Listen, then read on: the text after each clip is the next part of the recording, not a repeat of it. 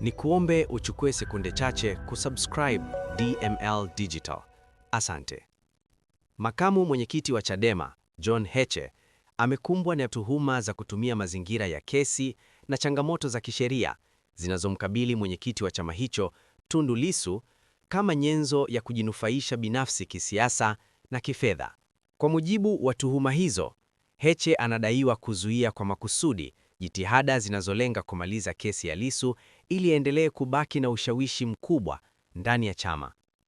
Inadaiwa pia kuwa anatumia hali hiyo kujijengea umaarufu wa kisiasa pamoja na kukusanya rasilimali fedha kutoka ndani na nje ya nchi kwa kisingizio cha kuendeleza mapambano ya kidemokrasia. Tuhuma hizo zimetolewa na Habib Mchange, mwenyekiti wa MECIRA na aliyewahi kuwa mwanachama mwandamizi wa Chadema. Mchange amesema kuwa hali ya sintofahamu na mpasuko wa kimtazamo umeanza kujitokeza ndani ya chama hicho, ambapo kwa sasa viongozi kadhaa akiwemo Godbless Lema, Joseph Mbilinyi, Sugu na wengine hawazungumzi lugha moja baada ya kubaini kile alichokitaja kuwa ni mabadiliko ya msimamo wa Heche. Kwa mujibu wa Mchange, Heche anadaiwa kuwageuka wenzake wa ndani ya chama na kujimilikisha mijadala mikubwa ya kisiasa kwa lengo la kujinufaisha binafsi, hususan kifedha. Aidha, anadaiwa kushirikiana na watu mbalimbali walioko ndani na nje ya serikali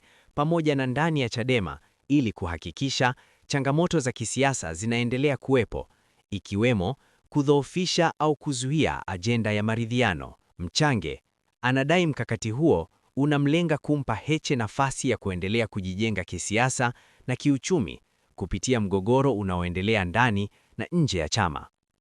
Akizungumza kwa upana zaidi, Mchange aliwakosoa viongozi wa vyama vya siasa, hususan wa upinzani, akidai kuwa mara nyingi hawawi waaminifu kwa wanachama wao, kwani hutumia imani, matumaini na hisia za wananchi kama mtaji wa kujinufaisha binafsi.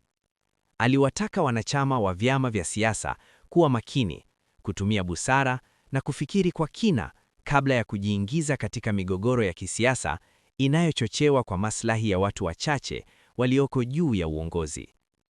Akitoa mfano wa mahusiano ya kijamii yanayovuka mipaka ya vyama vya siasa, Mchange alisema kuwa wanachama wa CCM na Chadema ni Watanzania na ndugu, akidai kuwa hata viongozi wakuu wa kisiasa wana mahusiano ya kifamilia yanayovuka misimamo ya vyama. Kwa mtazamo wake, hilo linaonyesha kuwa uadui wa kisiasa unaochochewa miongoni mwa wananchi mara nyingi ni wa kutengenezwa. Alisisitiza kuwa wakati wananchi wanahamasishwa kugombana na kuchukiana kisiasa, viongozi wao wanaendelea kuishi kwa amani, furaha na ustawi.